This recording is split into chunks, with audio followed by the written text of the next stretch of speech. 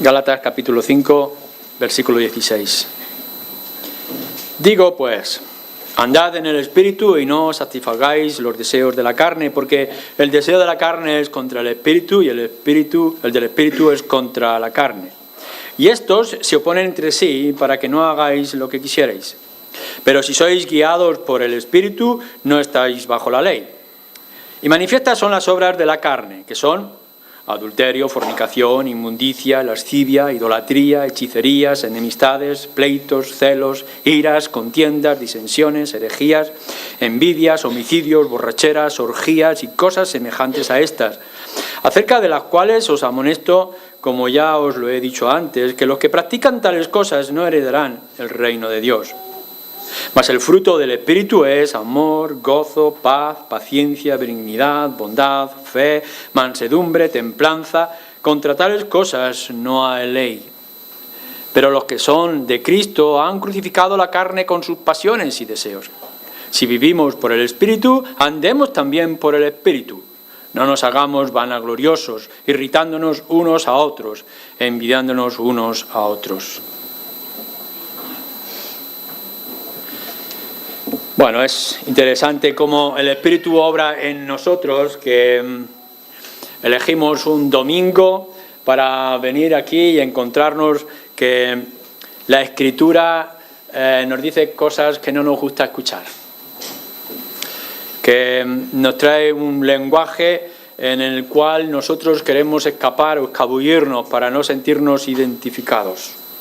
Adulterio, fornicación, idolatría, envidias, etcétera, etcétera. Pero esto es lo que hay. Y la Escritura no es para hablarnos de aquello que nos agrada escuchar, sino aquello que necesitamos escuchar. Hemos estado viendo a partir del versículo 16 que nuestra vida cristiana se debe definir como el resultado de esta obra de Cristo, donde nos dice que somos justificados por la fe en Cristo y por tanto ahora nuestra tarea es andar en el Espíritu. Es decir, en esta lucha que hay en nosotros, porque nos dice que hay una lucha dentro de nosotros, en nuestro espíritu, entre lo que es el viejo hombre y el nuevo hombre, entre lo que es las obras de la carne y lo que es la obra o el fruto del Espíritu, hay un choque constante. Y si algo nos puede definir en nuestra vida es lucha constante, y no las cosas de fuera que también son parte de la vida cristiana, no los conflictos con los enemigos que desprecian el Evangelio o el mismísimo Satanás, sino esta lucha interna que está dentro de nuestra alma, que está operándose en nuestro espíritu. Y avanzando en todo esto, ha considerado Pablo traernos una lista. Si contáis todos los términos que vienen en nuestra lista aquí, encontraréis en algunas versiones 17, en otras versiones 15 términos que lo van ampliando. Vamos a pensar un poquito en esta lista que tenéis delante de vosotros y que Pablo dice que son estas obras de la carne que se oponen al Espíritu de Dios que está en nosotros también. No es una lista completa. Cuando veáis todo lo que nos está diciendo aquí, pensar siempre, como nos dice en el versículo 21, cuando nos habla, dice, y cosas semejantes a estas. Es decir, que Pablo está diciendo, estas son algunas, pero hay otras también muy parecidas o similares. Si fuerais, por ejemplo, en la carta del apóstol Pablo a los Romanos, capítulo 1, a partir del versículo 18, veis cómo es esta naturaleza pecaminosa que opera en nosotros.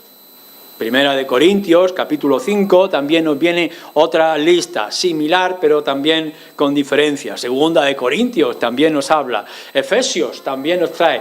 Y así podíamos pasar por otras cartas del apóstol Pablo y por otros lugares de las Escrituras. Es decir, que no es que está diciendo Pablo, estas son las cosas con las cuales tienes que luchar, sino algunas de las cosas en las cuales tú tienes que luchar. Por otra parte, también tenemos que decir que comparando todas las listas de estas obras de la carne, este burbujeo que surge en este viejo hombre nuestro, en nuestra naturaleza pecaminosa y caída, puede ver desde muchas diferentes perspectivas. Todo va a depender en las circunstancias en las que cada uno se encuentre. Creo que tenemos que leer las Escrituras, por ejemplo, aquí en Gálatas, de que esta lista tiene que ver mucho con la iglesia en Galacia, con los Gálatas. Es decir, que Pablo va a utilizar estas 15 o estos 17 términos considerando a aquellos que están en aquel conflicto. Por eso vais a fijaros, conociendo un poco acerca de la lectura de toda la carta, que hay algunos conflictos acerca de división, tensiones, etcétera, y que hay algunos conflictos serios acerca de la sexualidad, quizá porque eran los problemas específicos que los hermanos en los Gálatas estaban afrontando. Pero si vais a otros lugares podéis encontrar que hay otros términos y que hay otros conflictos que los creyentes tienen que no están en esta lista. Y que va a depender por nuestras propias culturas. En el siglo XXI, donde estamos viviendo, o en este área del mundo que es Occidente, y vemos que quizá no tenemos conflicto con algunas de aquellas cosas, pero que sí las tenemos con otras.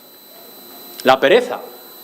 Si miráis a lo largo de la Escritura, podréis ver desde Proverbios, que se enfatiza mucho, a otros lugares que nos habla Pablo acerca de la pereza. Del uso del tiempo, de cómo el tiempo tiene que ser redimido, tiene que ser controlado, tiene que ser buen usado. Uno de los grandes problemas que estamos afrontando hoy es de la pereza. La pereza no tiene nada que ver con dormir mucho. La pereza tiene que ver con todas las horas que consumes tumbado en tu sofá. O también nos dice la Escritura de otros términos que hay en nuestro corazón, que es los de doble ánimo. O la inconstancia. Si hay algo que define mucho a los llamados evangélicos hoy en día es que hoy estoy bien, mañana estoy mal, hoy estoy bien otra vez y mañana al siguiente otra vez mal. En nuestra relación con el Señor, hoy me siento que tengo que adorar y hoy me siento que tengo que abandonar. Y este doble ánimo, esta tensión constante es algo que define muy bien a Occidente. La avaricia. No dice nada esta lista acerca de la avaricia o amor al dinero, pero sí podréis encontrar a lo largo de la Escritura y en particular en algunos contextos del Nuevo Testamento el problema que nos dice acerca del amor al dinero y la centralidad que damos a la avaricia o a la codicia en nuestras vidas, incluso cuando estamos hablando entre creyentes. Por tanto, es importante que cuando tú te fijes en esta lista no puedas pensar y decir, no caigo en ninguna de ellas o apenas caigo en alguna de ellas, porque podrás encontrar otros lugares en las Escrituras que sí dan en el meollo de tu asunto, de tu propio corazón. No todas nos pueden parecer igual de graves, pero sí es constante en nuestra vida excusar nuestros pecados, nuestra obra de la carne, pero engrandecer o aumentar el pecado del otro. Es decir, que algunos de vosotros no tendréis ningún tipo de tentación o dificultad acerca del sexo, porque no es ningún problema en vuestras vidas, pero en cambio ponéis todo el peso de la sexualidad o de debilidad de la sexualidad en el otro. Algunos no tenéis problemas acerca de la avaricia o la codicia, pero sí podréis verlo y por tanto aumentarlo en todos los demás. No es tanto que tú veas esta lista de cosas de la obra de la carne se dan en mis hermanos, sino que a ver dónde yo estoy viendo o dónde el diablo está actuando en mi espíritu y en mi corazón. No te confíes, porque sabemos que el diablo va a estar atento a cuál es tu flaqueza y cuál es tu debilidad. Y si no está en algunas de estas cosas, estará en otras. Y por tanto el diablo te va a atacar y va a crear un frente. Es como cuando podemos ver el ejército y es curioso, en el Antiguo Testamento, cómo se enfrentaban los ejércitos, la lucha del pueblo de Israel para protegerse, porque decía, el pueblo de Israel es como el pueblo de montañas. Y por tanto no se le puede atacar con carros, no, hay que atacar al pueblo de Israel, decían los enemigos de las naciones alrededor, de esta otra manera. Y el pueblo de Israel, cuando iba a atacar, tendría que pensar qué tipo de ejército y qué tipo de estrategia tenía que utilizarse. El diablo lo hace con vosotros. Por eso es importante que mires en esta mañana no únicamente los detalles, que no vamos a hacerlo, de cada uno de estos términos que viene en la Escritura, sino dónde se está enfrentando, contra quién el Espíritu tiene que luchar en las debilidades o la obra de la carne en ti. Todos son igual de graves. Igual de grave es la avaricia, como la pereza, como el pecado sexual, como la frialdad de corazón o la idolatría.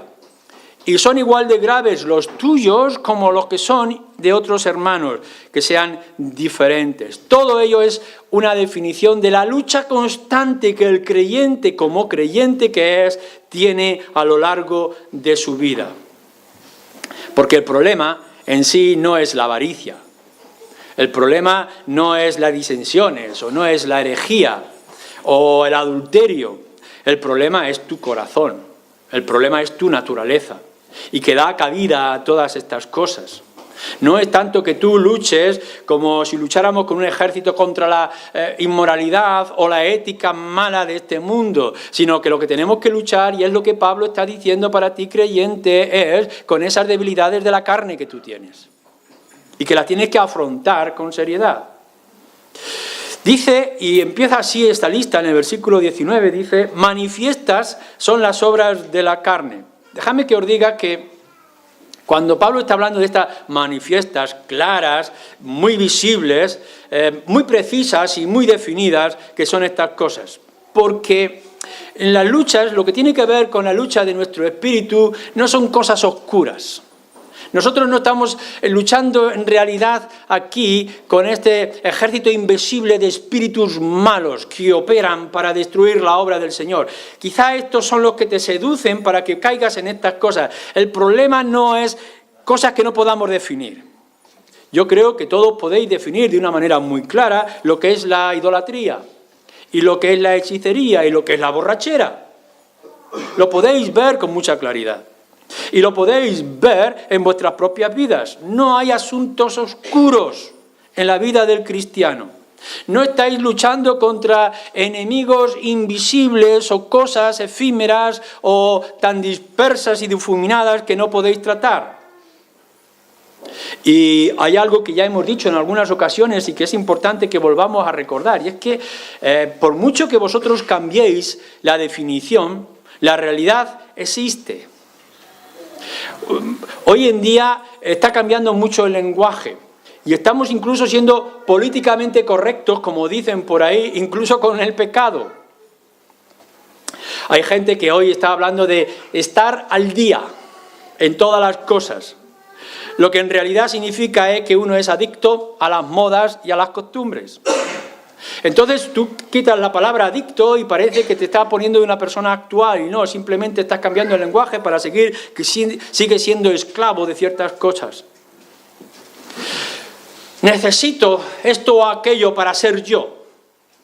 En realidad lo que estás haciendo es justificando quizá la borrachera o tus adicciones a otras cosas. Defiendo lo que es justo a toda costa. En realidad lo que eres es un peleón irritable. Y lo que estás haciendo es cambiando y poniéndole un hábito diferente a un problema que es real.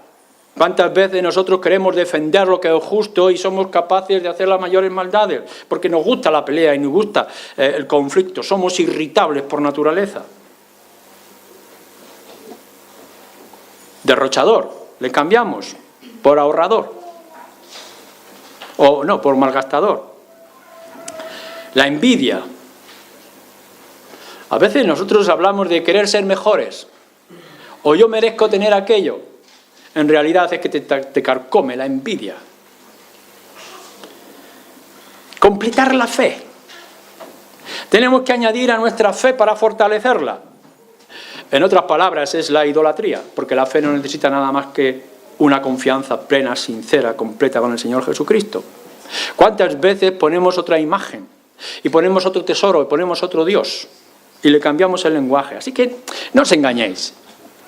El conflicto está y la lucha en nuestro corazón está. por mucho que el lenguaje lo queráis cambiar o lo queráis camuflar. Y es importante que empecemos con nuestra propia sinceridad en nosotros. Esto que está definiendo Pablo es una realidad en el corazón de cada uno de los creyentes en los que tenemos que afrontarnos de una manera u otra. Y tenemos que ser sinceros con nuestras propias flaquezas. Mira esta lista en tu propio corazón y mira otros términos en la Escritura en tu propio corazón. No estamos aquí, no estoy yo aquí para decirte que esto se da en otros. No, yo estoy aquí en esta mañana para decirte que esto se da en ti. Que la realidad de la lucha en medio de nosotros, de la carne contra el espíritu, está en todo creyente, seamos más o menos victoriosos en medio de esta lucha. Y que la variación de los términos o la manera en que la queramos definir es lo menos importante. Quizá en vuestras versiones hay algo que tengamos que señalar, por ejemplo, porque nuestra versión de la Biblia viene del texto recibido, un grupo de textos originales que se juntaron y que han formado nuestro Nuevo Testamento, y en ese grupo de textos no viene el primer término adulterio, pero no importa, porque el concepto de adulterio ya se trata en otros lugares y se trata dentro de lo que es la misma fornicación. Así que no varía, si en alguna versión como tengáis vosotros no aparece el término adulterio. Quizá en el versículo 21, cuando habla de homicidios. En otros textos no aparece la palabra homicidios, aun cuando sí en el nuestro, no importa. Porque también nos dice, por ejemplo, nuestro Señor Jesús, que incluso el insulto puede ser tan grave y tan serio como clavarle un puñal en el corazón a alguien. Lo que vamos a hacer es definir estos términos 15 o 17 en 4 grupos, que yo creo que es la intención que tiene el apóstol Pablo para nosotros y para toda la época. Por ejemplo, podéis ver que los 3 términos primeros, o los 4, adulterio, fornicación, inmundicia, lascivia, se encuentran todo lo que es en el campo de la sexualidad. La sexualidad no solamente es el problema de hoy, sino que era el problema de ayer. No era únicamente el problema de ayer, sino que es el problema de hoy. Muy común en aquella época para Pablo y muy común para nosotros. Incluso si vosotros leéis, por ejemplo, en 2 de Corintios, capítulo 12, o en Efesios, capítulo 5, o en Colosenses, capítulo 3, podréis ver que estos términos van juntos. Como si en la sociedad pagana de la época se diera. Pero es que es la realidad hoy. No vais a encontrar apenas programa o información hoy en día o alrededor de vosotros que no tenga que ver o que no tenga que hablar con el sexo, con la sexualidad y todos los conflictos que trata con respecto a ello. No está hablando únicamente de la infidelidad dentro del matrimonio. Así que los jóvenes o los que no estáis casados, no penséis que esto no tiene que ver con vosotros. Por supuesto que no. Pablo, vuelvo a decir, no está definiendo de una manera cerrada este asunto, o este problema, o esta lucha, sino que está diciendo la sexualidad, si no es a través de los principios de las Escrituras, es un problema. Y es un problema para los casados, y es un problema para los solteros, es un problema para los jóvenes, y es un problema para los mayores. Es muy común en aquella época, aun cuando mucha de la prostitución, por ejemplo, se disfrazaba a través de los templos paganos. Los templos paganos tenían sus propias prostitutas para aquellos que iban a adorar.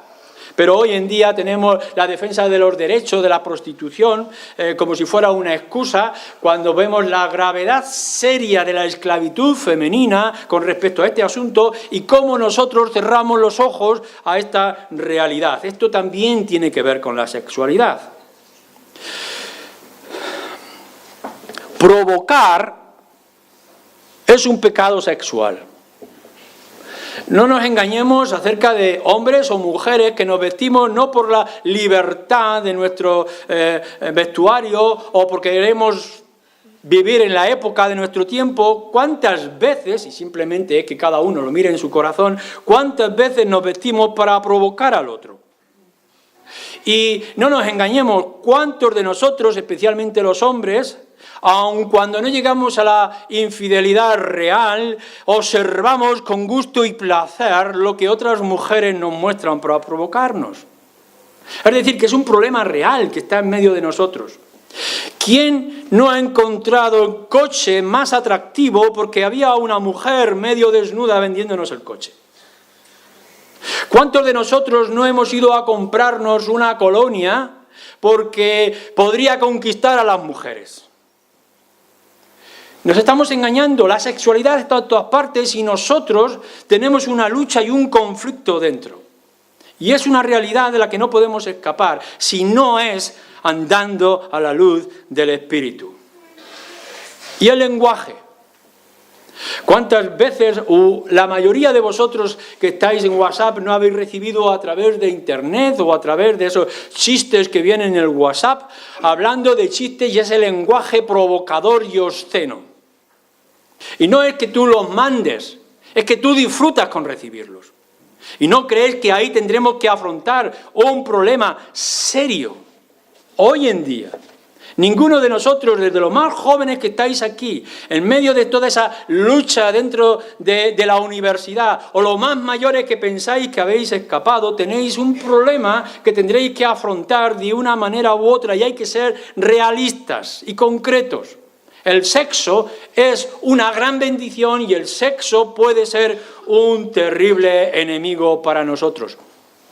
Y aquellos que no tengáis ningún tipo de conflicto con estos términos, estos 4 términos que vienen aquí, no os engañéis. Porque si te levantas y te acuestas cada día pensando que el sexo es el mayor problema de la generación, porque tú no lo tienes, ya tienes un problema. Ya tienes una dificultad y una lucha. La sexualidad y el problema de la sexualidad, la pornografía que podamos ver en todas partes, si te obsesiona porque lo ves en otros, ya te estás creando un conflicto. Segundo, nos habla de otro tipo de términos. Cuando seguís se habla de idolatría, hechicerías, o lo que sería lo mismo la infidelidad a Dios. No está tratando aquí de otras religiones paganas. Pablo no tiene ningún interés, no tiene ningún conflicto con que otros adoren a los espíritus del cielo o que adoren a los dioses griegos y romanos. El problema que está teniendo Pablo que afrontar con respecto a los Gálatas y también a nosotros es la facilidad con la que nosotros caemos en la idolatría, es decir, la infidelidad hacia Dios. O esta brujería de pensar que el dominio de la naturaleza y de nuestras vidas y de nuestro futuro del mañana está en las imágenes del cielo, en las estrellas o quizá en los dibujos que hacemos en la tierra. Implica que el creyente también cae en este conflicto. El problema que tenía Israel en el Antiguo Testamento no es tanto que dejaba a Yahvé para irse a otros dioses, que ocurría, sino cuando tenía a Yahvé como su Dios y a la misma vez tenía los lugares altos. La fidelidad de este sincretismo, de poder decir voy a adorar a Dios, voy a seguir con Yahvé, pero a la misma vez por si acaso voy a tener otros dioses paganos a mi alrededor. ¿Cuántas veces podemos ver que incluso lo que parecían ser hombres fieles llegaban en sus bolsas aquellos pequeños ídolos, dioses paganos todavía con ellos? Y esto es lo que nos pasa a nosotros los creyentes, que todavía tenemos nuestros pequeños dioses en el hogar, que todavía tenemos nuestra confianza puesta en el Dios dinero, por ejemplo. Y sin darnos cuenta nos dice, por ejemplo, Pablo en Colosenses, que la avaricia es idolatría. No está hablando aquí del ahorrador, no nos engañemos. Cambiamos la palabra avaricia por ahorrador y quizá lo que estamos poniendo es mi confianza en lo que yo tengo y en estas cuantas monedas y billetes para mi vida. Necio, ¿no sabes que en cualquier momento te pueden pedir cuentas y dejar todo lo que tú tienes para otro que no se lo ha ganado? Cuidado con esos dioses invisibles que nosotros nos estamos inventando. A veces nosotros mismos nos convertimos en nuestros dioses y descansamos en nuestro intelecto o en nuestras capacidades o en nuestra juventud. ¿Cuántos de nosotros hemos encontrado el refugio y la adoración hasta la pleitesía a nuestras propias familias? ¿Cuántos de vosotros habéis levantado el altar del trabajo? Y sí, es verdad que seguís pronunciando el nombre del Señor, que es verdad que venís a adorar a Cristo, pero que a la misma vez vuestra confianza está en lo que yo puedo hacer, en lo que yo tengo, en lo que yo puedo ganarme por mí mismo. Negocios o la misma experiencia. ¿Cuántas veces hemos puesto la Escritura a un lado para poner nuestra confianza en lo que yo he experimentado, en lo que yo he sentido? Y si es necesario decir que la Biblia queda marginal o incluso se puede equivocar, pero mi experiencia, mis sentimientos, mis emociones, lo que siento en mi corazón, lo convertimos en un Dios. Esto también es idolatría. ¿Cuántos de nosotros podemos acudir a consultar a estrellas o curanderos o magia de un tipo u otro? Todo lo que toma el lugar de Dios o lo que esconde o margina a Dios y las Escrituras es brujería y es idolatría. El creyente ha sido llamado a tener un solo Dios y un solo Señor, y no hay otro fuera de Él. Y todo lo que vosotros podáis poner ahora en vuestro trabajo, en vuestra familia, en vuestras habilidades, en vuestro dinero, en vuestras cuentas del banco, lo que queráis, es un ídolo falso. Y más cuando nos dejamos llevar por vírgenes y santos y paganismo de hoy en día a nuestro alrededor. Esto es una realidad en los Gálatas, pero es una realidad también en nosotros.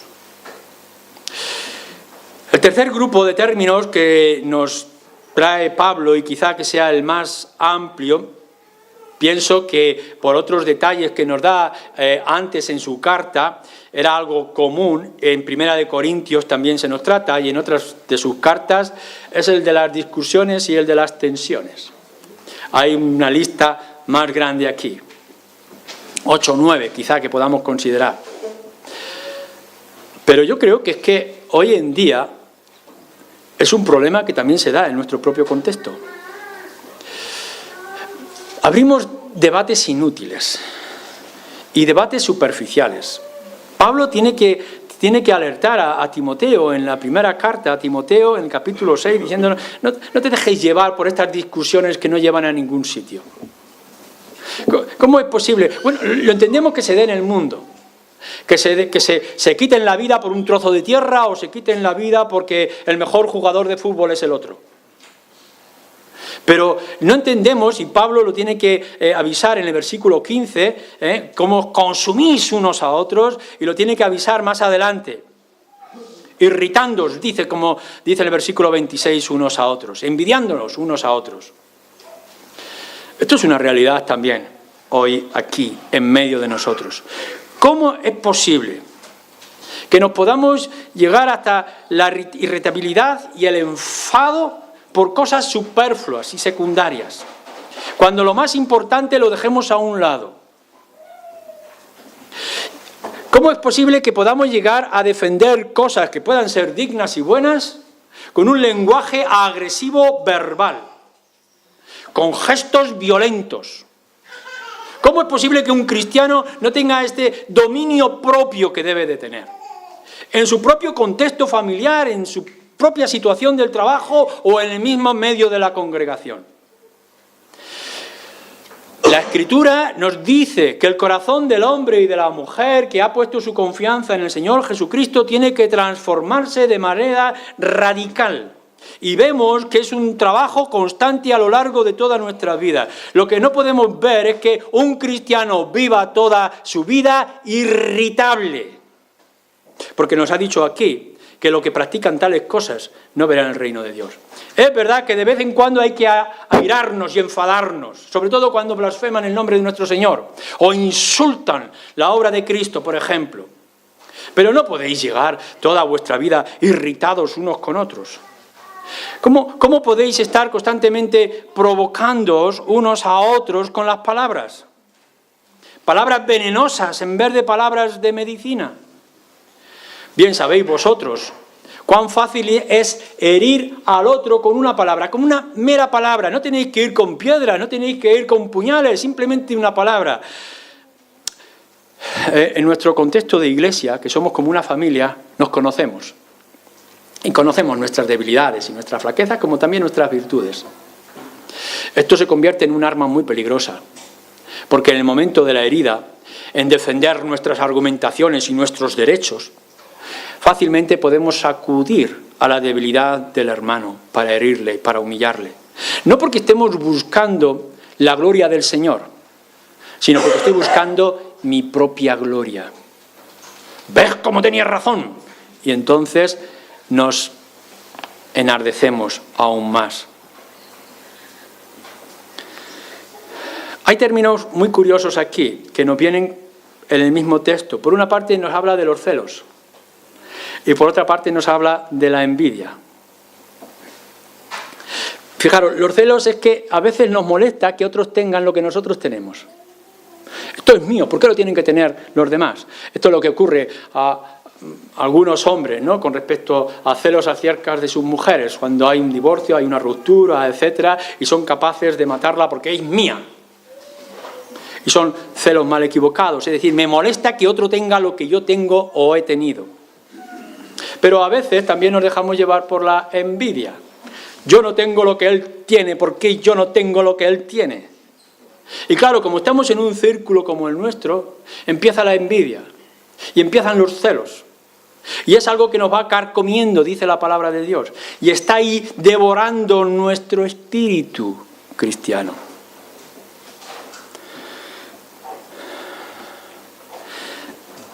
Yo creo que no es tanto la verdad en sí lo que nos debe preocuparnos o defensa de la verdad, sino cómo defendemos la verdad.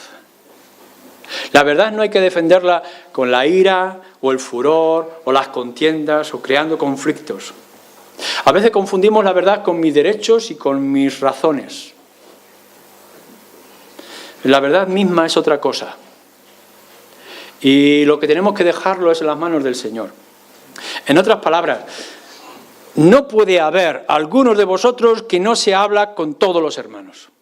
Incluso aun cuando sean las personas más caídas y más dañinas. Si tenemos que amar a nuestros enemigos, tienes que amar a tus enemigos.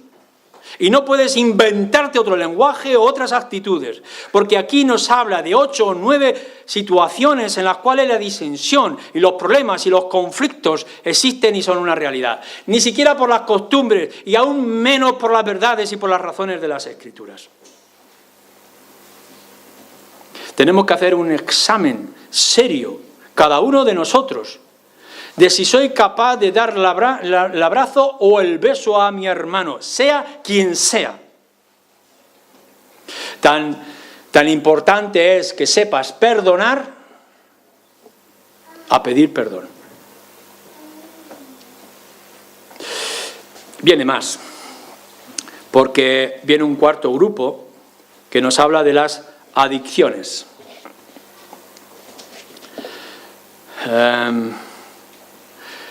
En aquellos tiempos la adicción que podía haber, quizá, o que era más común, era el de las borracheras.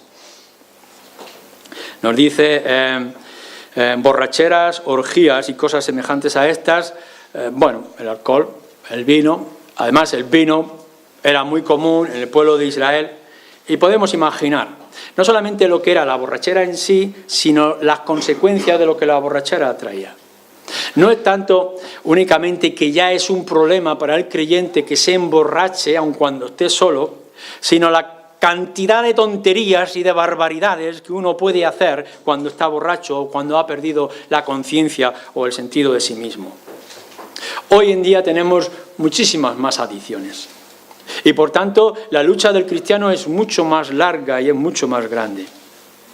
No estoy pensando únicamente en las drogas, sino en otras adicciones que hemos ido añadiendo. Es decir, aquello que nos hace perder la voluntad y poner nuestra voluntad en las manos de otra cosa o de otro.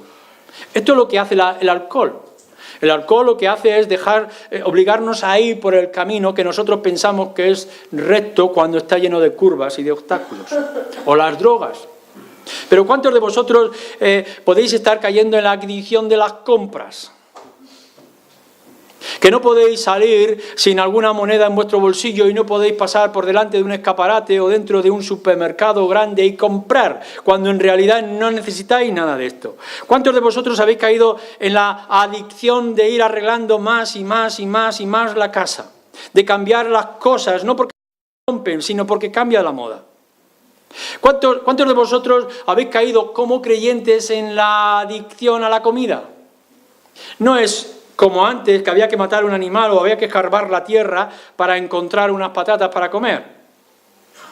Sino que ahora podemos ir al supermercado y podemos ver esa gran variedad de grasas saturadas. Y cómo está el atractivo de poder pasar delante de todas esas churrerías. Y no es que tenga nada malo estos sitios, sino la facilidad con la que nosotros caemos en ese olor atractivo. ¿Cuántos de vosotros no estáis cayendo en la situación de la apariencia? Que no es que uno vaya descuidado y siempre con la bata de casa. Pero ¿cuántas veces no pensamos que gastamos horas y horas delante del espejo y mirando nuestra apariencia para querer gustar a no sé quién y no sé de qué manera? Hemos caído en la apariencia de las modas y de los colores y de la influencia de otros.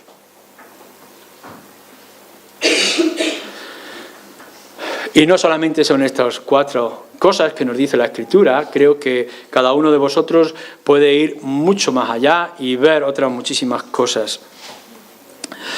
Pablo, toda esta lista que tiene que ver con el sexo, o tiene que ver con la herejía, o tiene que ver con las pendencias y peleas, o tiene que ver con las adicciones y las esclavitudes de hoy en día, lo está encerrando anteriormente a una sola frase que viene en lo que es el resumen de la ley. Amarás a tu prójimo como a ti mismo. De otra manera lo está utilizando el apóstol Juan cuando escribe en su carta. Cuando nos dice, ¿cómo puedes hablar del amor de Dios, a quien no has visto nunca, si no amas a tu hermano al que ves cada día? Es decir, que tu vinculación con la Escritura, con la oración, con la meditación de las cosas altas y espirituales, tu vinculación a la esperanza de entrar en el reino de los cielos, pasa por esta lucha constante que tienes en tu corazón o en tu espíritu y que tiene que ver mucho con tu falta de amor al otro. Claro que tenemos que amar a Dios sobre todas las cosas, pero también tenemos que amar al prójimo como nos amamos a nosotros mismos. Y curiosamente, si lo hacéis con un análisis pausado y tranquilo en vuestros hogares, en todos aquellos conflictos que tenéis dentro de vosotros, ya sea, como hemos dicho, la apariencia, o sea, las pasiones por las cosas de este mundo, o sea, la pereza que domina a otros, o sea, la idolatría en la que nos estamos engañando, tiene que ver siempre con el amor a tu hermano. Nosotros no estamos aquí para golpear al hermano porque no entiende la verdad. No estamos aquí para levantar batallas y conflictos, sino que estamos aquí para darle la gloria a Dios y dar la gloria a Dios en la relación los unos con los otros. Lo que hace esta lista, al final, es hablarte de tu estado espiritual interno. ¿Cómo estás con respecto a la congregación? ¿Cómo estás con respecto al hermano? ¿Cómo estás con respecto a tu familia? ¿Cómo estás con respecto a tus semejantes? ¿Cómo actúas? ¿Cómo obras? ¿Cómo analizas esa segunda parte de los 10 mandamientos en tu propia vida? Os hago un llamamiento. Es urgente y es necesario que pongáis amor a vuestros semejantes de una manera más clara y más firme. Y no pensando en la debilidad del otro, que seguramente la tiene, sino en tu propia debilidad, que no quieres reconocer y no quieres dar el paso. Quiero al Señor que esta carnalidad nuestra sepamos eliminarla para poder caminar siempre y cada día a la luz del Espíritu. Amén. Amén.